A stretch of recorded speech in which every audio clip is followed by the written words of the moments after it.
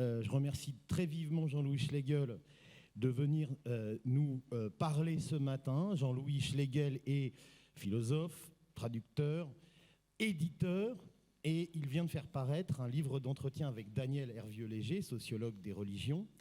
Jean-Louis Schlegel a notamment consacré beaucoup de travaux et de textes aux questions du fondamentalisme. Et dans ce livre, que vous retrouverez bien sûr à la librairie, se pose la question de l'actualité et de l'avenir du catholicisme dans un contexte que nous savons complexe, je ne dirais qu'un seul mot-clé, siaz par exemple, ou prêtre, figure du prêtre, genre du prêtre. Alors bien sûr, vous l'avez compris, comme c'est inscrit sur le programme, cette conférence de Jean-Louis Schlegel est tendue vers l'avenir. Notre avenir immédiat sera le banquet d'été sur un thème demain, la veille, explicitement en interrogation de cette question, de l'observation, de la veille, des questions qui, ici, dans le cadre du futur centre culturel de rencontre, dans le cadre aussi de l'éducation politique que nos banquiers tentent toujours de refonder, eh bien la veille que collectivement nous pouvons mener avec vous, avec nos intervenantes et intervenants. Donc Jean-Louis, je vous laisse la parole. Tout à l'heure, je vous donnerai quelques éléments sur la suite de la programmation jusqu'au banquet d'été qui commencera le 5 août. Mais les cloches nous appellent et vous appellent à parler de l'implosion du catholicisme qui, bien entendu, est aussi une façon de prolonger l'art de lire. On a d'ailleurs vu que cette figure du prêtre a été comme un fil rouge d'à Fontevraud, dans les plafonds peints. Et maintenant, je vous laisse la parole. Merci Jean. Merci. Je devais d'abord parler le samedi soir, et finalement je parle à l'heure de la messe. Au fond, vu le sujet, ça s'impose. Alors, je ne vais pas produire devant vous un faire-part de décès, mais le constat d'un crépuscule, peut-être, celui de l'Église catholique en France, donc un faire-part ou un crépuscule qui peut éventuellement laisser présager ce qui risque de se passer en Europe. Au moins en Europe, sans doute dans le reste du monde, mais beaucoup plus tard. Alors que ce constat réjouisse ou qu'il désole, il ne signifie pas évidemment que la trajectoire de l'Église catholique soit terminée. Non seulement parce qu'il a encore beaucoup d'avenir ailleurs qu'en Europe, au sud de la planète en particulier, mais parce qu'en France aussi, le catholicisme survivra sous diverses formes et à travers de multiples traces patrimoniales, par exemple, visibles, incrustées dans l'espace et le temps, ou même dans des traces invisibles, dans la culture et dans les consciences.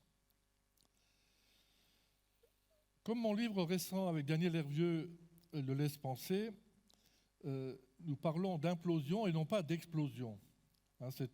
Encore que je dirai un mot plus tard du choix de ce titre. En fait, il n'a pas été choisi au hasard. Il suggère effectivement une explosion et un éclatement, mais quelque chose qui vient de l'intérieur. Donc l'implosion n'est pas due à des forces extérieures qui auraient tout fait pour abattre la citadelle et l'éroder sournoisement. C'est un vieux combat français entre les deux Frances, entre autres, depuis un siècle ou plus, 2 siècles même, depuis la Révolution, mettons. Non, l'effondrement se produit au-dedans. Alors comment et pourquoi, c'est le sujet de ma petite intervention ce matin. Quels en sont les signes ou les symptômes visibles extérieurs? Donc ce sera ma première partie. Ensuite, je poserai la question, est-ce que c'est lié au système catholique? Le pape François lui-même a curieusement parlé d'un mot qui fait florès depuis, le cléricalisme de l'Église. On croyait que l'expression était réservée, l'expression de Gambetta resterait surtout lié à l'idée disons que l'Église doit arrêter ses ingérences en politique. Ça, c'était en 1873, sauf erreur, un mot célèbre de Gambetta à l'Assemblée nationale. Le pape François parle d'un cléricalisme interne. Et la SIAZ, donc la Commission indépendante sur les abus sexuels dans l'Église, a fait état, elle aussi, de défaillances systémiques, internes à l'institution. Alors, qu'est-ce que le cléricalisme? Qu'est-ce que ces défaillances systémiques? J'en dirai un mot dans la deuxième partie. Et dans ma troisième partie, oui, je dirai un peu comment je vois les conséquences, l'éclatement, l'effondrement actuel. Où va-t-on? Enfin, donc je poserai un peu peut-être la question de l'avenir. Alors d'abord, quelques constats. Quantitatifs, si vous préférez, et un peu qualitatifs aussi. Je rappelle d'abord, mais je ne fais que le rappeler, selon une enquête, je crois, de 2020, de l'IFOP, me semble-t-il, plus de 50% des Français se sont dit, pour la première fois dans toutes ces enquêtes, la moitié, donc plus de 50% des Français se sont dit sans religion. Voilà, je donne simplement ce chiffre comme entrée en matière. J'en viens alors plus précisément et tout de suite au catholicisme. Dans le catholicisme, la pratique des sacrements, donc il y en a 7, je vais les rappeler dans un instant, la pratique des sacrements est une chose importante. Ce n'est pas un indicateur au sens strict, bien sûr, de la foi des catholiques, mais incontestablement, c'est un indicateur de la vitalité des communautés. Or, la pratique des sacrements est en chute constante et forte pour les grands sacrements de la vie chrétienne, à savoir le premier, le baptême, ensuite la première communion, la pénitence, appelée autrefois confession, la confirmation, donnée plutôt à l'âge adolescent, le mariage à l'église, et puis, bien sûr, l'ordination des prêtres. Tout cela est en chute forte. C'est pareil pour d'autres actes importants qui ne sont pas des sacrements au sens strict, mais qui font partie, au fond, de la trajectoire normale d'un catholique qui continue d'appartenir à l'Église. Les inscriptions au catéchisme, à partir de 3-4 ans. Les professions de foi, autrefois appelées communion solennelle, à 11-12 ans. Tout cela ne cesse de baisser en nombre. Et même les funérailles religieuses, qui ont longtemps tenu le coup, si on peut dire, sont en relativement net recul maintenant. Les ordinations, j'y ai fait allusion rapidement, mais alors si on parle du nombre d'ordinations, elles tournent autour de 100 par an actuellement. Donc 100 nouveaux prêtres ordonnés chaque année, dont un quart environ de prêtres dits traditionalistes, en abrégé tradi. Quand on dit tradi, évidemment, c'est un mot qui est surtout prononcé par leurs adversaires, appelé maintenant progressiste. Tout ça, ce sont des noms relativement récents. Voilà, donc les prêtres tradis sont environ un quart finalement des prêtres ordonnés chaque année, même si le chiffre est bas, alors que tous les ans, environ 1000 prêtres disparaissent pour cause de décès, ou bien parce qu'ils abandonnent le ministère, pour employer le langage interne. Les ordres et les congrégations religieuses masculines et féminines se délitent elles aussi, de même. Il y a un certain nombre de congrégations féminines qui ont disparu pendant ces 20 dernières années. Alors, la pratique dominicale ou la messe, donc la messe du dimanche, hebdomadaire, qui est en principe une obligation dans l'Église catholique, concerne aujourd'hui moins de 2% des catholiques. Alors souvent, normalement c'est toutes les semaines, alors dans les sociologues eux-mêmes compte plutôt, disons, une pratique tous les mois. Alors si c'est tous les mois, on a quand même encore une pratique de 5-6%, mais normalement, donc, c'est moins 2%. Bien sûr, avec des différences très importantes selon les lieux et selon les régions. La pyramide des âges des pratiquants est celle qu'on devine. Beaucoup de personnes du 3e et du 4e âge, voire plus. Quelques enfants, peut-être parce qu'ils vont encore au caté. Quelques familles, la plupart du temps plutôt de tendance, elle aussi, tradie. À propos des prêtres aussi, j'aurais pu dire que les prêtres encore en activité, bien sûr, la pyramide des âges est terrible. Hein. En gros, c'est quand même, je crois que la moyenne d'âge des prêtres en activité se rapproche des 75 ans. Vu la crise du recrutement en France, pour continuer sur ce sujet, vu la crise du recrutement sacerdotal ou du recrutement de prêtres en France, les évêques français cherchent à faire venir des prêtres étrangers, surtout africains, mais aussi polonais, éventuellement des prêtres d'Asie, coréens ou autres. Ils représentent actuellement ces prêtres étrangers qui sont curés, tout simplement, dans des paroisses françaises, à peu près le quart du clergé actif. Leur présence, évidemment, peut se passer bien, mais quand même, assez souvent se posent des problèmes nombreux, difficiles, d'intégration, d'adaptation de ces prêtres, dont de surcroît les motivations pour venir en France ne sont pas toujours parfaitement claires. De toute façon, je dirais que cette injection, si vous voulez, cette recherche et cette injection permanente de prêtres d'ailleurs pour combler les vides, a quelque chose actuellement du tonneau des Danaïdes. Hein. On comble sans relâche, mais le tonneau ne cesse de se vider encore. Et du coup, le remplir, c'est-à-dire trouver constamment des prêtres pour assurer encore un tout petit peu disons, les vides, ou remplir les vides plutôt, c'est une recherche, une quête à la fois obsédante et épuisante pour les évêques, qui sont, pour un certain nombre, littéralement torturés par cette unique question: comment vais-je trouver des prêtres? Alors, j'ai conscience que quand j'agite ainsi, ou quand j'aligne ces chiffres, on peut oublier ou on peut laisser de côté les constats existentiels très concrets qui se jouent sur le terrain où se déroule ce reflux continu.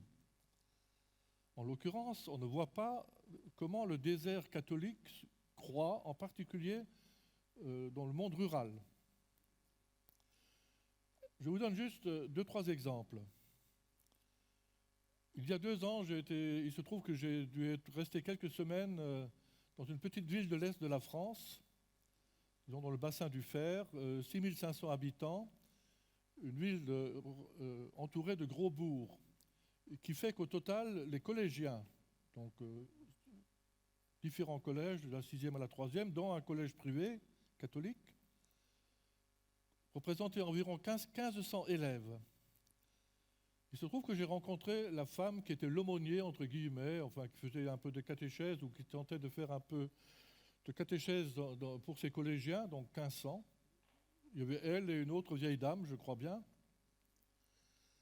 Bon, elles ont mis au début du mois de septembre une affiche pour s'inscrire à l'aumônerie.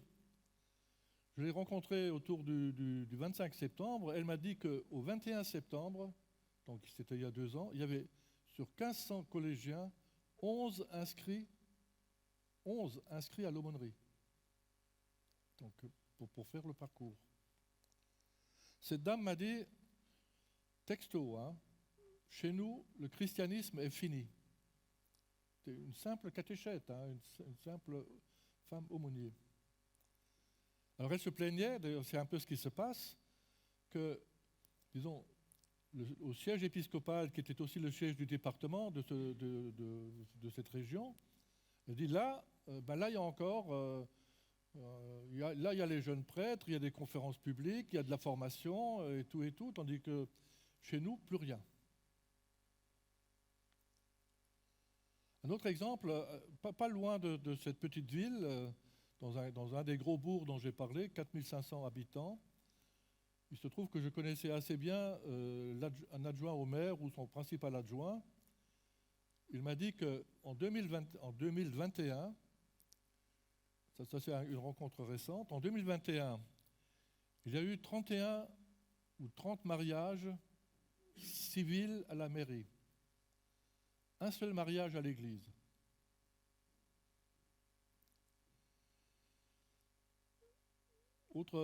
Juste une dernière anecdote, j'ai lu récemment dans La Croix un entretien avec un prêtre du diocèse de Dijon qui était chargé avec un seul vieux prêtre, pour parler le jargon de l'église, de 58 clochers. 58 clochers veut dire qu'effectivement, autrefois, c'était 58 paroisses. Le principe paroissial, je le dis simplement, consistait quand même en une certaine proximité du curé de la paroisse avec ses paroissiens. Il les connaissait tous, ce qui pouvait poser d'autres problèmes, bien entendu. Mais vous comprenez bien qu'avec 58 clochers, ça veut dire que le curé connaît très peu de gens. Et effectivement, donc, il était désolé, mais il disait que ce qui lui pesait le plus, ce n'était pas d'être comme ça dans le désert catholique rural, mais de ne pas savoir où on allait. Il a dit, nous ne savons pas où nous allons avec la situation actuelle. Donc, quand on rappelle froidement les chiffres, on oublie aussi les dégâts collatéraux, comme la baisse des ressources humaines, forcément, la baisse de toutes les équipes mises en place pour la catéchèse, les aumôneries d'hôpital qui existent encore, parfois aumôneries de prison, ou bien les équipes de laïcs qui s'occupent des funérailles, qui ne sont pas remplacées quand les bénévoles partent à la retraite ou pour une autre raison. Je ne parle pas évidemment des répercussions sur les ressources financières, ou sur les œuvres, comme on dit, c'est-à-dire les médias catholiques, entre autres, les formations théologiques qui n'ont plus d'étudiants, et puis sans compter le vieillissement général inévitable. Bref, l'invisibilité du catholicisme dans bien des campagnes et de plus en plus de zones urbaines, voire de villes, s'accroît.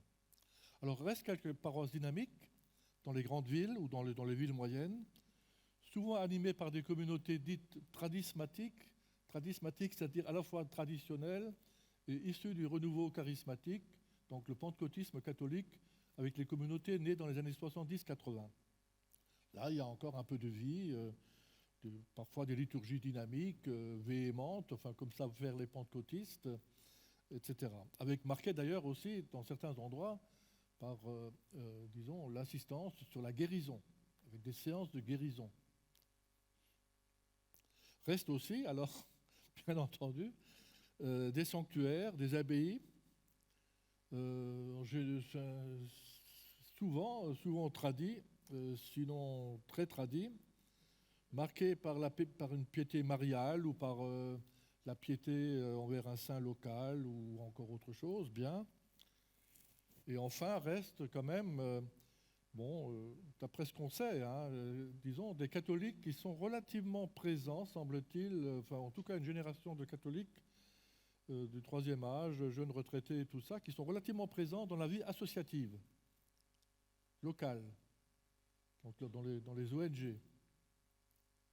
Là, il y aurait, enfin éventuellement dans les municipalités aussi, donc qui prennent encore leurs responsabilités locales. Mais là, évidemment, ce sont des engagements qui, forcément, dans la France laïque, entre autres, mais enfin pas uniquement pour cette raison, ce sont des engagements invisibles, enfin, quant à l'identité catholique.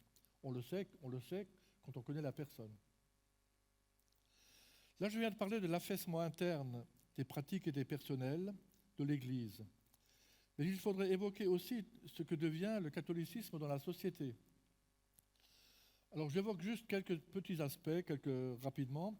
Dans son livre, qui a eu pas mal de succès, L'archipel français, donc c'est un livre qui portait sur les changements très profonds intervenus en 3 ou 4 décennies dans la société française, le sociologue Jérôme Fourquet évoque dès le début, ce qu'il appelle le grand basculement. Et le grand basculement, c'est précisément cet effondrement relatif du catholicisme en France. Alors lui aussi évalue la baisse des pratiques en soulignant entre autres ce qui est au fond ce à quoi il faut s'attendre. Il souligne que toutes les baisses d'aujourd'hui seront forcément répercutées en pire demain. En ce sens que, par exemple, les non-baptisés d'aujourd'hui, par des parents, eux, encore baptisés, ces non-baptisés d'aujourd'hui démultiplieront forcément la tendance au non-baptême dans une ou deux ou trois décennies. Il note aussi des changements plus qualitatifs. Par exemple, bon, mais ça on le savait déjà, hein, pour une grande majorité de Français, on sait bien que le dimanche n'est plus le jour du Seigneur. Il était déjà devenu, depuis longtemps, le temps de la rencontre familiale, ou un temps de détente, notamment de pratiques sportives. Et depuis l'ouverture des magasins, dit Fourquet, l'ouverture des magasins dans de grands centres commerciaux, il est devenu aussi le jour des achats et des courses. Autre chose qui a pas mal frappé les lecteurs de ce livre, mais que les sociologues savaient, Fourquet étudie l'évolution du choix des prénoms. Et il constate dans ce livre, sincèrement, je trouve, il a probablement des côtés contestables, mais c'est un livre quand même assez passionnant pour comprendre un certain nombre d'aspects de la société et de l'évolution de la société française. Mais Fourquet dit, par exemple, pour le choix des prénoms, il constate le fort recul des prénoms chrétiens, en particulier du plus emblématique des prénoms catholiques, Marie. Alors il y voit bien sûr une prise de distance progressive avec le catholicisme. On pourrait dire aussi que le catholicisme n'est plus assez puissant dans les mentalités, dans la culture, pour influer sur le choix du prénom. Aujourd'hui, ce sont les séries américaines et autres qui font loi à la télé et qui impriment éventuellement l'idée du prénom. En tout cas, Fourquet donne pas mal d'autres indications qui montrent à quel point la France s'est éloignée, disons, du creuset catholique, du creuset de sa culture, de son ascendance, pourrait-on dire, en partie catholique. J'aurais pu évoquer aussi un sondage récent sur les sujets prioritaires des Français, ou sur les priorités des catholiques français, enfin parmi eux les priorités des catholiques français, lors de l'élection présidentielle. Sur une quinzaine de sujets, dont le pouvoir d'achat, le chômage, la santé, la sécurité, et bien sur une quinzaine de sujets, il y avait aussi le sujet de la bioéthique. La bioéthique, mettons que ça concerne au sens large toutes ces questions qui incluent l'éthique de la vie, de la naissance à la mort. Donc de la procréation, les questions de la procréation, de la fin de vie, mais aussi de la sexualité, de la conjugalité, de la vie en couple, du droit des minorités sexuelles, etc. Eh bien, ce sujet de la bioéthique, il faisait partie des 15 sujets que les gens pouvaient cocher. Ce sujet venait en dernier, alors que c'est le premier sujet pour l'Église catholique. Et ce qui était encore plus frappant, c'est que les catholiques eux-mêmes, qui avaient une colonne spéciale sur leur choix, les catholiques eux-mêmes mettaient ce sujet en dernier. Donc c'est pour dire que, disons, les catholiques qui trouvent leur identité surtout dans ces sujets sont quand même finalement, ils ne peuvent pas être très nombreux.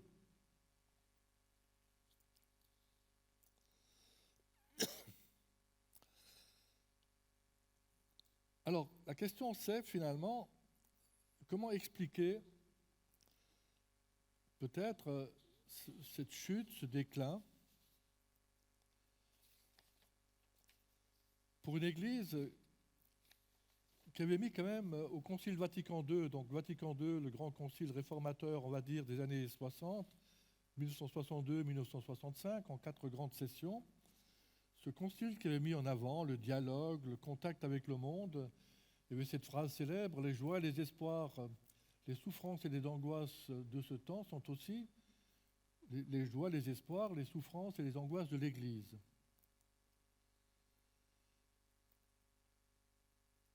Alors, voilà la question. Comment se fait-il que tout ceci, disons, cette tentative de rapprochement, de dialogue, et finalement aboutit à cette espèce de déshérence ou disons, d'effondrement au moins relatif. Alors vous me direz, mais la sécularisation ou la laïcisation, si on entend par là la sécularisation voulue, mettons par l'État, la sécularisation ou la laïcisation était en cours depuis le XIXe siècle, sinon avant. C'est vrai, mais quand même, si vous voulez, l'Église des années 50 restait encore une puissance incontournable. Il y avait encore 20% en moyenne de pratiquants avec des régions, avec un chiffre beaucoup plus élevé, plus de 50% de pratiquants dans les régions dites catholiques, la Bretagne, l'Alsace, le Pays Basque, la Savoie, etc., ou dans le Nord, certaines régions. Alors bien sûr, dans d'autres régions, le centre de la France, il y avait 5%, mais enfin, disons, la moyenne était de 20%. Alors comment se fait-il disons, qu'il y ait cette chute, en termes quantitatifs purs, moins 2% de pratiquants? Moi, je vois les choses ainsi, enfin un certain nombre de mes confrères voient les choses ainsi, je vais l'exposer devant vous, mais je suis parfaitement conscient que cela peut se discuter et reste un sujet, oui, enfin, de questionnement. En fait, ce que le Concile n'avait pas vu venir, le Concile Vatican II, et d'ailleurs, disons, toutes les années 60, le Concile Vatican II, on a souvent dit qu'il était très optimiste. Voilà, on va vers un monde qui ira de mieux en mieux. Enfin, j'ai trouvé ce chiffre il n'y a pas si longtemps. On était quand même au sommet des Grandes Glorieuses dans les années 60. Et les années 60, j'ai lu récemment qu'il y avait 8% de croissance chaque année. Alors, on était sur un nuage, quoi, mine de rien. Même s'il y a eu mai 68 pour clore toute cette euphorie. Mais il y a eu un grand tournant à partir des années 70, donc que le Concile n'avait pas du tout vu venir, à savoir l'affirmation de l'autonomie du sujet, la revendication par chacun de gouverner sa propre vie dans tous les domaines, l'affirmation généralisée par chacun de sa singularité, de son désir de réalisation personnelle et de ses droits personnels, de ses propres choix de vie. Et les catholiques croyants se sont mis alors à revendiquer, comme tout le monde, d'être eux-mêmes responsables de leur vie et d'endosser personnellement les croyances auxquelles ils adhéraient. Ils ont considéré à partir de ce moment-là que c'est à chacun d'en tirer les conséquences.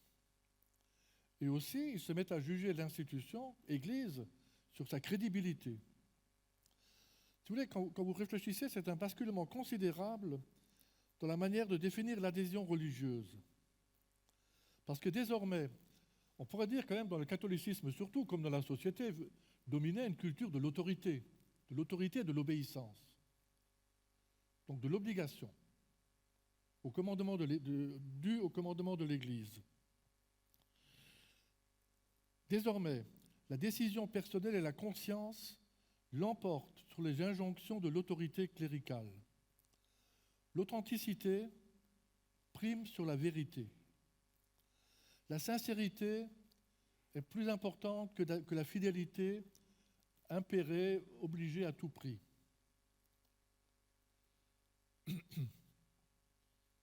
Ce qui fait que, si vous voulez, les catholiques aussi ont été totalement partie prenante de cette révolution qui s'est déroulée dans ces années-là, même si c'était aussi sur fond de crise économique à partir des années 73-74. Un exemple, la pilule, donc moyen contraceptif, a été autorisée en France en décembre 1967. Quand on pense que quelques mois après, ça a été 68. Mais 2 mois après 68, il y a eu l'encyclique Humanae Vitae qui interdisait la dite pilule contraceptive aux femmes catholiques, mais enfin, comme toujours, les messages de l'Église étaient un peu ambigus, elle était interdite à toutes. Mais bon, il se trouve que des enquêtes réalisées dès les années 80 montraient que 85% des femmes catholiques aussi avaient adopté la pilule comme moyen de contraceptif ordinaire. Si vous voulez, donc elle n'avait pas du tout obéi à l'injonction. Je me souviens très bien d'un phénomène dont on sourit presque aujourd'hui. Dès après 68, c'est généralisé quelque chose qui n'existait pas avant, la cohabitation juvénile avant le mariage. On pouvait avoir des relations sexuelles avant le mariage, mais il n'était pas question, y compris dans les milieux laïques d'ailleurs, d'habiter avec son copain ou sa copine avant de se marier. Eh bien, ça s'est généralisé très très vite après 70, et là encore, les jeunes catholiques ont fait comme les autres jeunes. Ils se sont mis à cohabiter juvénilement. Entre parenthèses d'ailleurs, le pape, à tel point que le pape Paul VI a fait un texte en 1976, sauf erreur, un texte, je dois dire à l'époque, alors que j'étais encore un fils obéissant de l'Église, je l'avais quand même trouvé insensé. Il y avait 3 chapitres, il condamnait la cohabitation juvénile, l'homosexualité marquée ouvertement et la masturbation. Bon, comme moment pour le faire, je trouve qu'il y aurait eu mieux quand même pour sortir un texte pareil, qui n'a évidemment eu absolument aucun autre effet que l'irritation d'un certain nombre de catholiques de gauche et même pas de gauche, quoi. Enfin, c'était à côté de la question. En tout cas, ce tournant a eu des effets immenses, ce tournant individualiste. Alors on en a parlé hier soir, j'ai essayé de mettre un peu de contenu sous ce mot. Ce tournant a eu des effets immenses pour la société dans son ensemble. Mais il a certainement miné directement toute une culture catholique de la soumission à la norme dans l'Église, de la fidélité à sa loi, de l'obéissance à ses commandements. Les commandements de l'Église qui complétaient le décalogue issu de la Bible.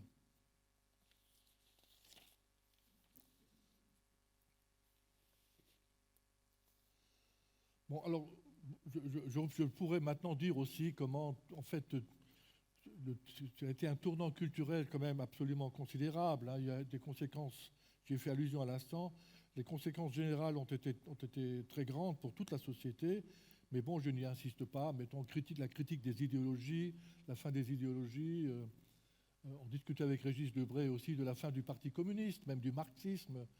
Tout ça a pris un coup dans l'aile, quoi. Comme on a dit, c'est la fin des grands récits. Enfin, on pourrait évoquer une multitude de choses de ce genre-là, comme la difficulté des engagements collectifs dans les partis, les syndicats, l'associatif, etc., etc. Disons, c'est très fortement lié, certainement, à la société de consommation, qui arrive de façon extrêmement forte dans ces années-là, qui instaure une relation marchande, d'ailleurs aussi une relation de clientélisme à l'ensemble des institutions, dont l'Église. Alors, j'ai fait allusion aussi, il se trouve qu'un certain nombre de technologies ont favorisé tous ces changements, dont, bien entendu, on peut considérer que, disons, l'arrivée de la pilule contraceptive a joué un rôle absolument déterminant, bien entendu, dans la rupture, enfin, au fond, on pourrait dire, de rupture culturelle pour les femmes absolument extraordinaire. Parce que c'est là qu'a commencé d'une certaine manière leur libération, en tout cas leur émancipation par rapport à toutes sortes de contraintes qui existaient auparavant. Alors j'en viens maintenant à ma deuxième partie qui est quelques explications sur... Enfin, je pose la question maintenant, mais au fond, il y a quand même eu ce concile qui a tenté de faire des réformes importantes, qui a changé vraiment, qui a été un tournant considérable. Hein. Je pourrais faire la liste. Hein.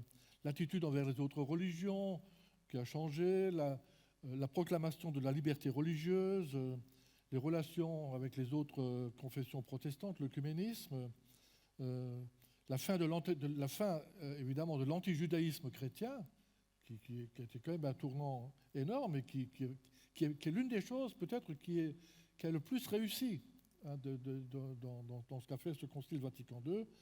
Une autre définition de l'Église, hein, comme peuple de Dieu et non plus comme une espèce de hiérarchie de haut en bas à laquelle on doit obéissance, etc., etc. Donc pourquoi est-ce que ça n'a pas marché? Donc voilà ma question.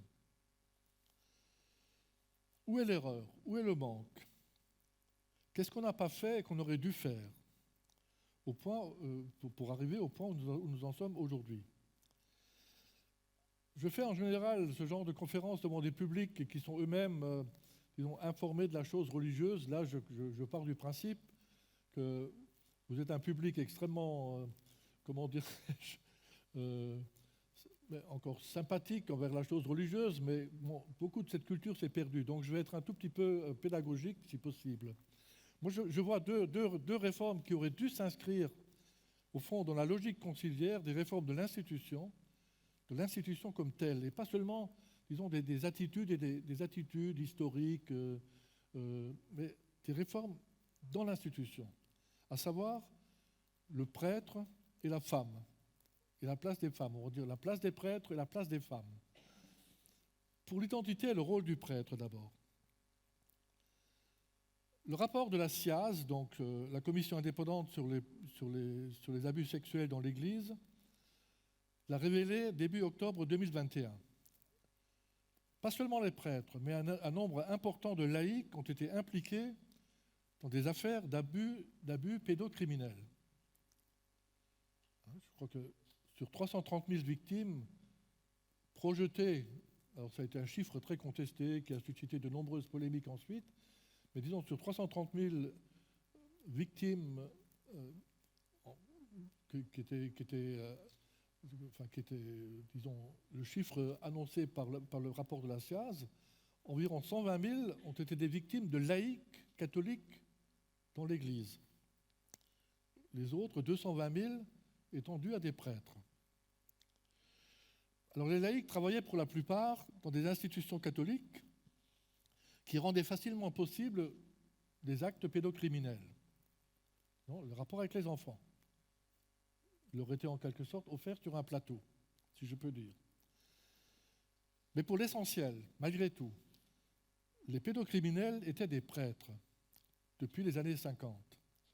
Et c'est la révélation, de ces actes commis par des prêtres qui a fini par ébranler très profondément le système, jusqu'à le faire vaciller. Au moment même, enfin bon, maintenant ça se trace de nouveau, mais en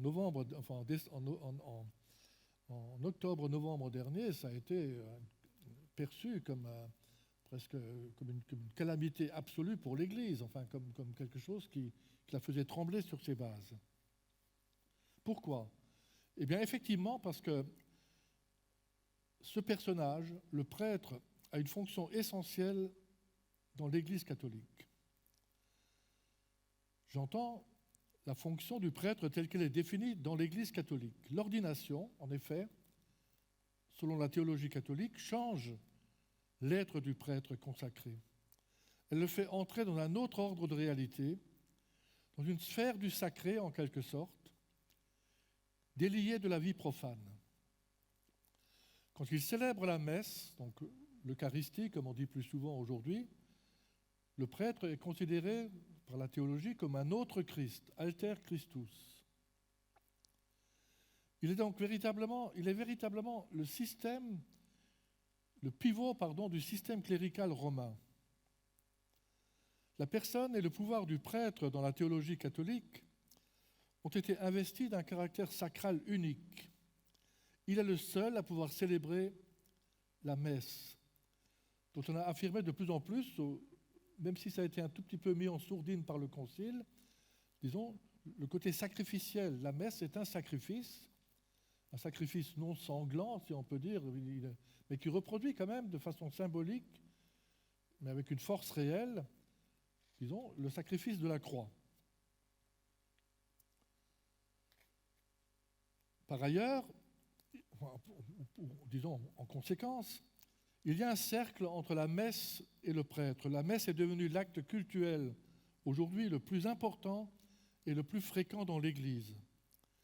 D'où, évidemment, la conséquence, c'est qu'il y a une nécessité absolue qu'il y ait des prêtres pour célébrer la messe. Ce qui pose finalement inéluctablement la question, mais que faire quand le recrutement des prêtres se tarit comme aujourd'hui ? Toute la vie du prêtre, sa vocation entière, sont définies par la capacité et l'obligation qui lui appartiennent en propre de célébrer donc ce sacrifice de la messe pour rendre grâce à Dieu dans l'Eucharistie, qui est le sens du qui signifie rendre grâce. Alors bien entendu, il est chargé aussi de la dispensation des autres sacrements, mais enfin, il peut quand même déléguer pour le baptême et pour d'autres sacrements. Il y a juste, la confession lui est réservée quand même. Il y a en outre, disons, tout ça fait une globalité, parce qu'il y a en outre des signes extérieurs visibles, comme la soutane revenue désormais en force, ou un autre vêtement distinctif qui rappelle cette sacralité par excellence. Mais disons, le signe par excellence qui rappelle la sacralité du prêtre, c'est quand même le célibat.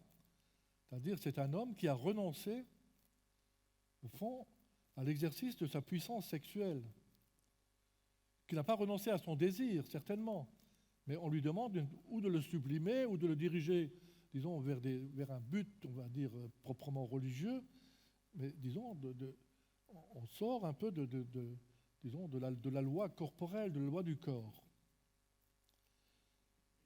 D'ailleurs, on peut se demander, moi on en parle souvent, je me demande si, par certains côtés, ce problème du corps, de la non-reconnaissance du corps, avec la signification très étendue que signifie ce mot aujourd'hui, parce qu'il implique finalement à la fois l'esprit, le cœur, la chair, disons, le corps est devenu un mot qui rassemble par certains côtés la condition humaine, tout simplement.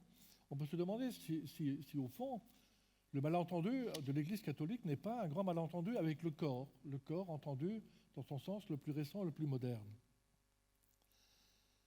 En tout cas, tout cela établit le prêtre dans un état radicalement différent de celui du reste des baptisés.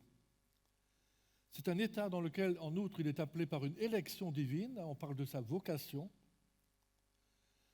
C'est un choix qui le conforme au Christ. Je vous fais simplement remarquer, quand même, je parle beaucoup de sacré, là, je ne sais pas si c'est un sujet un peu compliqué peut-être, mais vous voyez, il y a tout un champ sémantique du sacré autour du prêtre. Le prêtre, il est établi dans le sacerdoce, il accomplit des actes sacrés, il dépend d'une hiérarchie, hiéros, c'est le mot grec pour sacré, etc. Il consacre au moment de la consécration à la messe le pain et le vin, pour qu'ils deviennent le corps et le sang du Christ. Vous voyez, c'est une rupture finalement avec ce qu'a été peut-être le prêtre, ce qu'il a été sans doute pendant une grande partie du premier millénaire, disons dans les premiers siècles. Il était plutôt un homme qui sortait de la base, c'est-à-dire il était élu, si on peut désigner, par la communauté chrétienne pour être le président de l'Assemblée eucharistique. Tandis que là, peu à peu, il est devenu plutôt cet homme qui se sentait une vocation d'appeler par Dieu et qui était confirmé d'en haut par la hiérarchie. Ça change totalement le sens de sa vie. Parce qu'on pourrait dire au fond tout simplement, la capacité sacrale que l'ordination confère au prêtre existe en dehors de toute communauté. Il peut faire tout à fait autre chose, être professeur d'université, je ne sais pas quoi encore, employé de bureau, ou effectivement, éventuellement être ouvrier sur un établi ou dans une usine. Peu importe, où qu'il soit, il reste prêtre. Et ajoute d'ailleurs la théologie, prêtre pour l'éternité. Même s'il décide un jour de quitter les ordres, donc de se marier, éventuellement ou pas, eh bien, il reste quand même prêtre pour l'éternité. Il a reçu une sorte de marque métaphysique, ontologique, le jour de son ordination. Dernière chose, c'est pour ça aussi que le prêtre est le seul qui peut évoluer dans le cœur, c'est-à-dire le cœur avec l'autel où il célèbre l'Eucharistie. C'est quand même incroyable. Hein. Le pape François a fait un texte il y a 2 ans, ou l'an dernier, je ne sais plus, qui officiellement, ça se faisait déjà beaucoup avant, hein, même partout, mais simplement, comme c'était refusé par un certain nombre de prêtres, le pape François a sorti un petit texte pour dire que les femmes avaient le droit d'aller lire les lectures dans le chœur. pour un certain nombre de prêtres, non, le chœur, c'est réservé aux prêtres et aux enfants de chœur, donc aux garçons, et surtout pas aux petites filles. D'ailleurs, ça aussi, c'est un autre débat. Il y a toujours. Maintenant, on voit des petites filles qui sont enfants de chœur autour du prêtre, on les voit à la télé éventuellement, mais il y a encore des prêtres qui refusent mordicus que les petites filles soient enfants de chœur. On se demande quand même un tout petit peu ce qui les tourmente là, mais enfin bon. Donc, autrement dit, si vous voulez, tout ça, le point d'aboutissement de tout ça, c'est un peu à ça qu'a abouti le rapport de la SIAZ, c'est que tout ceci a fini par créer une caste cléricale, une caste sacerdotale et cléricale dans l'Église, laquelle n'est pas sans lien systémique avec les abus. Pourquoi ? Parce qu'au fond, il y a les abus. Il y a les abus de prêtres pédocriminels.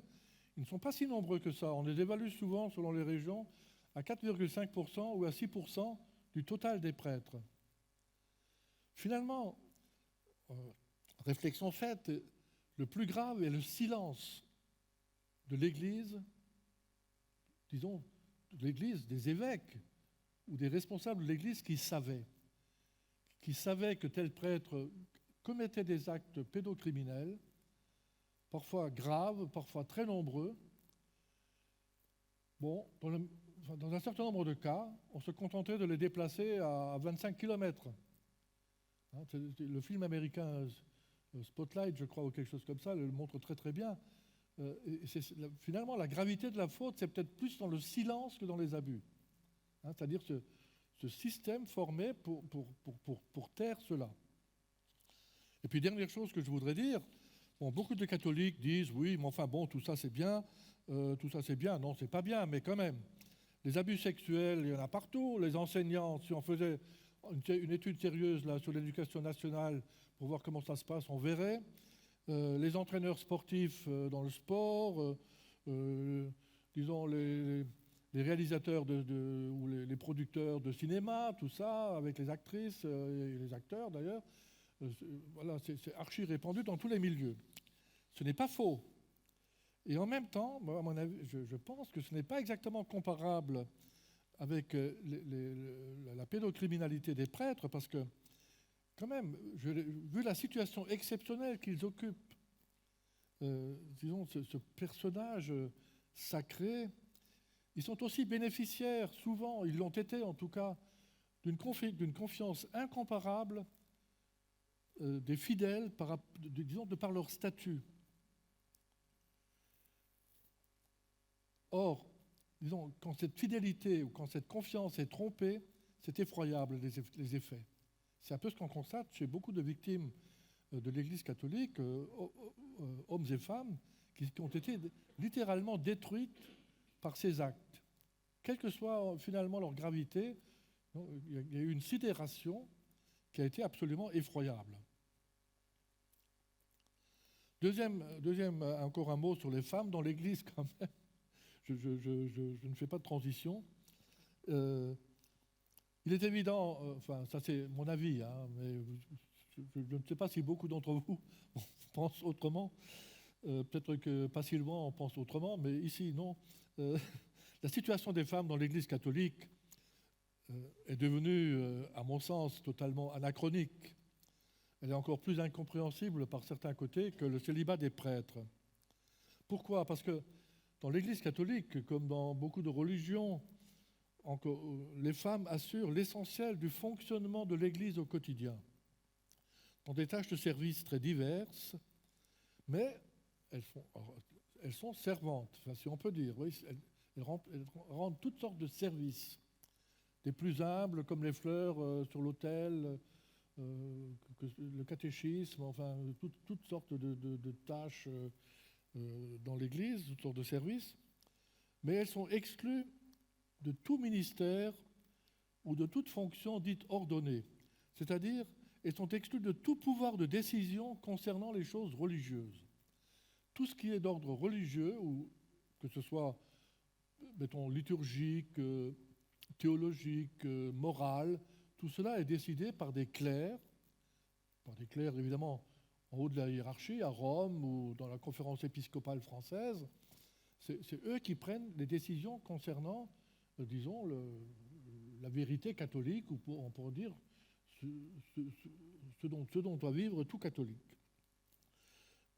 Alors, grâce au pape François, les femmes ont aujourd'hui accès à des postes administratifs de plus en plus élevés en fonction de leurs compétences profanes.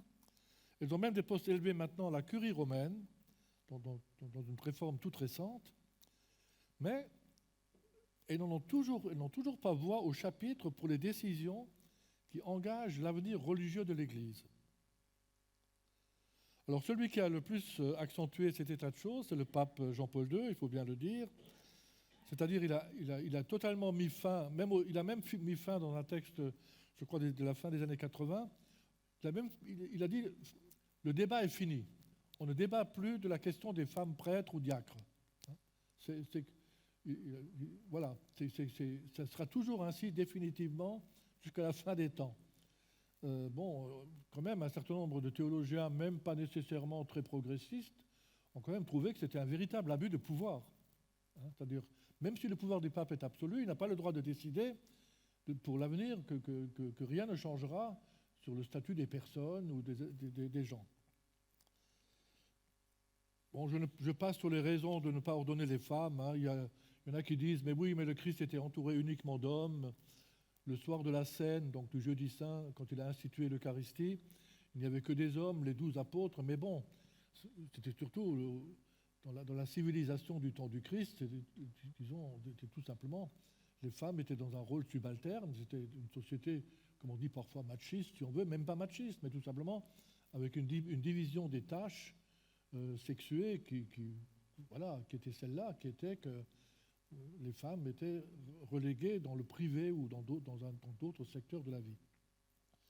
Alors, on a essayé de renouveler cette théologie plus récemment en disant que, ça c'est surtout Jean-Paul II, en disant que, si vous voulez, en gros l'idée c'est celle-ci,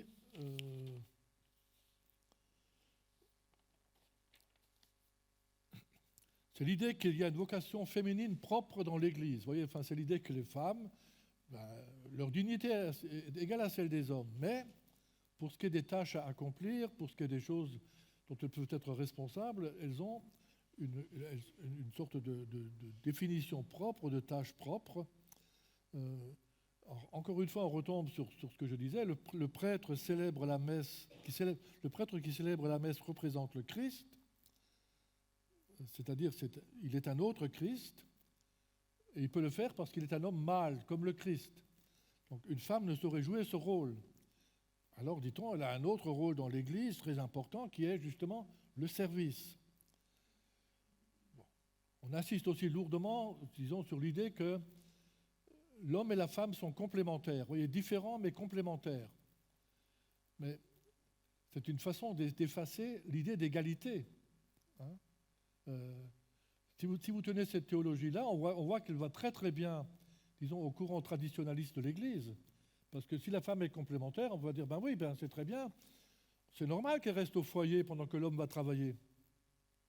C'est normal qu'elle fasse toutes sortes de tâches pendant que les hommes, comme le disait, je crois, un vieil auteur, disait, les hommes qui vont travailler tous les jours, ils vont littéralement à la guerre, pendant que les femmes restent au foyer.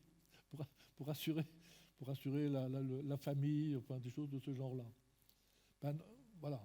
Enfin bon, je vais trop vite, mais pour résumer, je dirais que les justifications de l'Église pour maintenir l'inégalité des femmes et des hommes ont perdu, à mon sens, quasiment toute crédibilité. Que ces justifications soient historiques, théologiques, anthropologiques, elles ne convainquent que les catholiques traditionnalistes de toute tendance, qui maintiennent aussi de facto les femmes dans leur rôle traditionnel de mère au foyer. Alors, en sens inverse, pour beaucoup de femmes, aujourd'hui, dans l'Église et hors de l'Église, bien entendu, cette minoration est devenue inacceptable et intolérable. Personnellement, je pense que, il faut bien voir que je n'ai pas un point de vue féministe sur le sujet. Pour ma part, en tout cas, je pense que s'il y avait des femmes prêtres, des femmes qui ont du pouvoir dans l'Église, ou même le pouvoir, je ne pense pas que ça serait tellement mieux. Enfin, ça, c'est mon avis personnel. Je ne pense pas que ce serait un pouvoir plus doux, plus simple, plus facile. Non, il y a une espèce de violence inhérente à tout pouvoir, et donc que les femmes ou les hommes occupent cette place, à mon avis, ne changerait pas énormément de choses. En revanche, ce qui pour moi est important, c'est une question presque de santé spirituelle ou psychique du corps Église. Je ne dis pas que la pédocriminalité dans l'Église n'aurait pu être évitée, mais elle n'aurait probablement pas pris cette dimension considérable et tragique, finalement, qu'elle a prise. S'il y avait eu des femmes, s'il y avait déjà eu des femmes à cette place qui leur revient, s'il y avait des femmes diacres ou prêtres en grand nombre aussi, il est probable que la transition actuelle, qui est difficile, je l'ai dit un peu au début, serait plus en douceur, parce qu'on ne serait pas devant cette fixation sur le rôle du prêtre, et uniquement donc du prêtre masculin célibataire, qui semble la seule solution possible à la crise, qui obsède les nuits des évêques en disant qu'est-ce que je vais faire, parce que là il y en a encore un qui est mort, il y en a un qui a eu un accident, enfin tout je vous assure, ils vivent un peu dans cette perspective que la seule solution c'est de trouver encore et encore des prêtres, et donc de prier pour les vocations, etc. Mais moi, ça fait 70 ans qu'on prie pour les vocations, mais elles ne cessent de chuter, alors c'est quand même un problème. Enfin, je vais terminer maintenant par, disons, par l'éclatement de l'Église, rapidement. On en arrive finalement aujourd'hui dans cette... je ne sais pas si c'est la fin de course, non, si c'est dans ce crépuscule de l'Église, on en arrive au fait que, disons, elle se trouve très éclatée. Alors, je vais faire un petit classement de l'éclatement, mais en sachant qu'il y a des passerelles entre les trois groupes dont je vais parler. Et puis même dans les trois groupes, il n'y a pas, comme sociologue, on est obligé de classer dans des catégories, mais disons, dans chaque catégorie, il y a encore des divisions, des subdivisions. On n'est pas dans un monde, disons, de blocs qui s'opposent absolument. Mais enfin, quand même, on est dans un monde de blocs qui ne se parlent plus beaucoup, qui n'ont plus grand-chose à se dire. Alors c'est un comble pour l'Église catholique qui s'est toujours vantée, et qui se vante encore aujourd'hui, de son unité. D'être vraiment, par rapport au protestantisme éclaté, rempli de tous ces groupes, sous-groupes, sectaires ou non, de toutes ces dissidences, l'Église catholique se proclamait vraiment, disons, elle faisait de l'unité un argument presque. Alors je vais prendre un classement un peu politique qui vaut ce qu'il vaut. Il faudrait le nuancer parce qu'en religion, les classements politiques ne sont pas toujours non plus ceux qui sont les plus justes. Je dirais, à la droite de l'Église aujourd'hui, il y a le pôle qui se reconnaît dans la liturgie traditionnelle, c'est-à-dire la messe en latin, appelée aussi rite extraordinaire pour l'opposer au rite ordinaire qui est devenu la messe en français depuis les années 60. Donc, ce rite extraordinaire, la messe en latin, a été facilité de nouveau par Benoît XVI en 2007. Ce groupe à droite, dont je dis qu'il est un peu à droite de l'Église, revendique instamment le droit de célébrer cette messe-là comme son rite quasi exclusif. En principe, ils doivent reconnaître la valeur de la messe en français. Alors justement, le pape François a mis des restrictions qui les a mis dans une colère épouvantable il y a quelques mois, en disant écoutez, moi je constate qu'à force de célébrer le rite extraordinaire, vous devenez des gens anti-conciliaires, anti-Vatican II, et c'est absolument inacceptable. Donc il a mis des restrictions à la célébration de cette messe en latin. Ça date d'il y a quelques mois, ça a créé presque de révolution dans le monde des traditionalistes de la messe en latin. Donc François est un pape qui les irrite fortement sur toutes sortes de sujets. Ce pôle que j'appelle, disons, à la droite de l'Église est certainement sensible au thème civilisationnel de l'Europe chrétienne, du patrimoine catholique de la France, de la menace que représente l'islam et le grand remplacement. Expression de Renaud Camus, bien connue, et reprise par le non moins connu Éric Zemmour.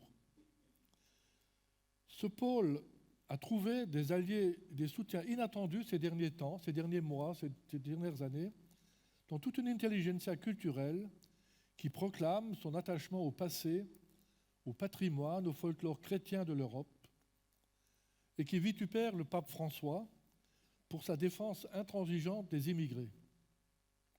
Alors, vous voyez, je crois que c'est toujours difficile de nuancer. Je ne dis pas que tous ces intellectuels, vous voyez bien qui j'ai en tête pour une affaire récente arrivée dans la région, toute proche, je ne dis pas qu'ils sont tous politiquement d'extrême droite ou zémouriens, mais la plupart ne sont pas ou ne sont plus des appartenants à l'Église. Je veux dire par là, ils n'ont que faire du message du Christ et de l'Évangile, mais en revanche, ce sont de grands défenseurs du christianisme. Je crois que le tournant a été pris fortement depuis l'incendie de Notre-Dame. J'avais écrit à l'époque, il y a 2 ans, qu'on a vu se multiplier les défenseurs du christianisme, mais du christianisme sans le Christ. Du christianisme comme culture et civilisation. Le prototype inédit de cette position intellectuelle est Michel Onfray. Michel Onfray, quand même, il fait fort. Hein. Il considère la messe en latin comme faisant partie du patrimoine de la France. Et il n'hésite pas, si vous allez sur son site, il n'hésite pas à insulter le pape François pour son accueil des étrangers. Bon, il y a aussi Houellebecq un petit peu, mais pas dans le même genre. Et puis, bon, il y a des intellectuels qui ont fait un livre récent qui sont un peu dans cet état d'esprit aussi, de façon inégale tout de même. Il y a un pôle plus central aujourd'hui dont je dirais que ce sont les pratiquants qui restent pratiquants dans les paroisses, les simples pratiquants mainstream, fidèles à la doctrine et aux exigences de l'Église. Alors là encore, c'est un pôle pluriel qui inclut aussi les communautés nouvelles nées dans les années 60, en particulier la communauté la plus importante du renouveau charismatique, celle de l'Emmanuel. Alors, sauf que ce pôle central qui représente un peu le catholicisme des paroisses aujourd'hui, donc le catholicisme, on va dire, des paroissiens du dimanche, quoi, de ceux qui vont à la messe, les talas, comme on disait autrefois à Normal Sup, ce pôle aussi prend un tour de plus en plus traditionnaliste ou conservateur. Et en plus, il bénéficie quand même d'un avantage important par rapport, mettons, aux catholiques plus à gauche ou plus progressistes. C'est dans ce courant que se recrutent aujourd'hui la majorité des jeunes prêtres. Les 100 prêtres ordonnés chaque année se recrutent, pour autant qu'on sache, très largement dans ce courant-là, plutôt des familles, avec parfois des enfants assez nombreux, qui ont gardé des rites chrétiens domestiques. C'est dans ce milieu-là que se recrutent aussi les vocations, entre guillemets, dont j'ai parlé tout à l'heure. Donc il faut bien voir qu'il y a une sorte d'inversion par rapport à une sorte d'idée reçue. Les plus jeunes prêtres sont aussi ceux qui exhibent aujourd'hui, souvent, les insignes visibles de leur identité sacerdotale traditionnelle. C'est-à-dire non seulement la petite croix au revers du veston, non seulement le col romain, qu'ils ont repris à partir des années 80, mais aussi la soutane. On en voit de plus en plus qui reprennent la vieille soutane. La vieille soutane qui est devenue vraiment l'habit du prêtre français au XIXe siècle, pas avant.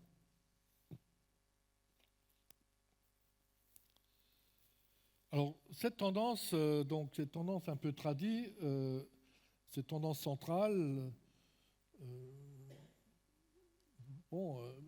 la question est plutôt, qu'est-ce qu'elle va devenir? On n'en sait rien. Il y a de toute façon, ils n'auront pas beaucoup de prêtres pour desservir encore les paroisses. Donc, si ce groupe se réduit encore, comme c'est probable, l'Église romaine deviendra vraiment un petit reste, avec possiblement, mais ça c'est le sociologue qui parle, des tendances sectaires. Je veux dire sectaires au sens sociologique, c'est-à-dire le sectarisme des petits groupes identitaires, etc. Pas nécessairement méchants, au contraire, mais quand même, disons, marqué par son côté petit groupe qui tranche sur le reste de la société. Le troisième groupe, alors, je ne sais pas ce qu'il représente aujourd'hui, ce sont les catholiques de gauche ou non, ou disons conciliaires, qui se sont éloignés de l'institution Église, dont ils critiquent le conservatisme, l'absence de réforme, etc. Alors généralement, ils restent malgré tout appartenants, ils peuvent rester pratiquants, ou ils peuvent être intermittents de la pratique, mais disons, ils se retrouvent plutôt dans des groupes affinitaires qui se réunissent pour travailler la Bible ou un livre important, pour des activités caritatives, sociales, etc. Ou encore, ils se retrouvent pour prier et même célébrer l'Eucharistie, fût-ce sans prêtre. Là, c'est évidemment une rupture très importante parce que c'est un acte qui est interdit. Ou bien ils célèbrent ensemble sans prêtre, ou bien ils désignent l'un d'eux pour faire fonction d'eux.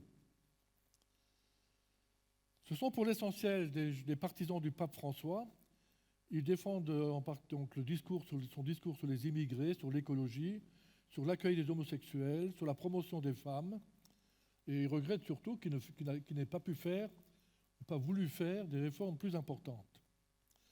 Donc pour terminer pratiquement et en conclusion, je dirais l'Église n'est pas seulement très affaiblie en volume, mais elle est aujourd'hui très divisée. Des divisions qui se sont encore accentuées pendant la pandémie, et puis, je l'ai dit, à cause autour des abus sexuels. Alors, il faudrait évidemment évaluer ce que signifie, non pas cette disparition, je l'ai dit, mais cet affaiblissement drastique du catholicisme en France. Bien sûr, dans une perspective anticléricale ou anti-religieuse, on pourrait s'en féliciter. On pourrait y voir un progrès de la liberté et de la raison. Malheureusement, ce n'est pas exactement ce qui se passe parce que, disons, tous les sociologues de la religion ou tous les bons observateurs du religieux vous diront que ce qui se produit, ce n'est pas un accroissement de la rationalité, c'est plutôt la multiplication des religiosités, des spiritualités individuelles ou communautaires hors contrôle. C'est plutôt un accroissement des crédulités, du folklore religieux, ou un marché accru des croyances et des pratiques parareligieuses. Un autre aspect serait de signaler quand même l'utilité des vieilles sagesses, des vieilles traditions religieuses d'Europe pour faire un petit contrepoids au rôle omniprésent de l'État, ou même un certain contrepoids, disons, par rapport à la puissance de la proclamation technologique, triomphaliste.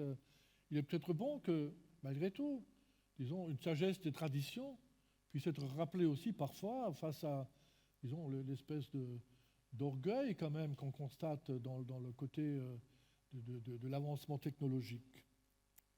Et enfin, je voudrais souligner une chose, pour ceux qui se réjouiraient trop vite de cette situation calamiteuse pour l'Église, que je comprends par ailleurs, mais il faut quand même noter que, disons, il y a eu deux France, la France laïque et la France catholique, mais la France laïque républicaine, elle est tout aussi affaiblie par certains côtés dans son idéologie, en tout cas, que l'Église catholique.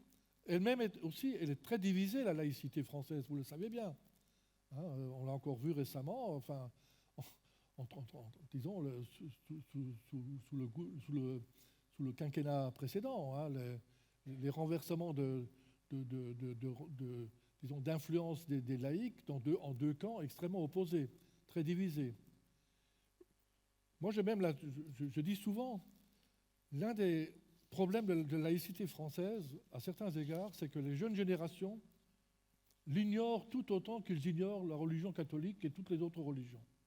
Ils ignorent ce qui fait, disons, les fondements de la loi de 1905, qui en plus est l'objet d'interprétations différenciées, les unes plus libérales, les autres plus autoritaires, plus républicaines, etc.